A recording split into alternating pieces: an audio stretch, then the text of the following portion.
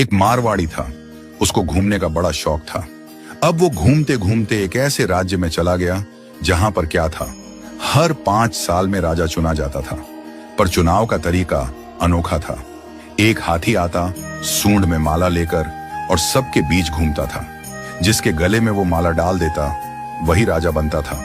अब क्या हुआ, हाथी आया माला लेकर, थोड़ी देर इधर उधर देखा और जाकर माला इस मारवाड़ी के गले में डाल दी। मारवाड़ी हैरान, अरे भाई, मैं तो घूमने वाला आदमी हूं, ये कहां फंसा दिया। खैर, उसे राजा बना दिया गया, सिंहासन पर बिठाया गया। राजपुरोहित आया, तिलक करते हुए शर्तें सुनाने लगा। भैया, आपको 5 साल के लिए राजा बनाया जा रहा है, लेकिन 5 साल पूरे होते ही आपको यहां से सैकड़ों किलोमीटर दूर एक उफनती नदी के किनारे छोड़ दिया जाएगा। उस नदी में घड़ियाल हैं, मगरमच्छ हैं, जिनकी वजह से आप नदी पार नहीं कर सकते। अगर किसी तरह पार कर भी गए तो उसके बाद आएगा एक गहरा जंगल जिसमें हिंसक जानवर और खतरनाक राहें हैं। वहां आप जानो और आपकी किस्मत। अब तक जो भी राजा बना था उसे मालूम था कि 5 साल बाद मरना तय है, तो वह 5 साल बस ऐश करता था, भोग विलास, मजा, तामझाम। लेकिन यह मारवाड़ी अलग निकला।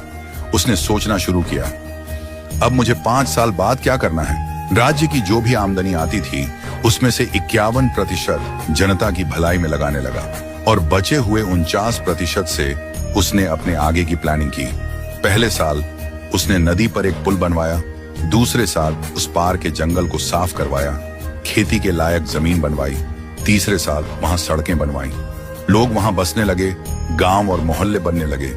चौथे साल एक छोटा सा महल बनवाया जहां वह आगे जाकर रह सके। 5वें साल अपने जीवन भर का खर्च, जरूरी चीजें, अनाज, सब कुछ वहां स्टोर करवा दिया। अब 5 साल पूरे हो गए। परंपरा के अनुसार लोग उसे ढोल नगाड़ों के साथ विदा करने आए। लोगों की आंखों में आंसू थे। कहने लगे, ऐसा राजा हमने पहले कभी नहीं देखा।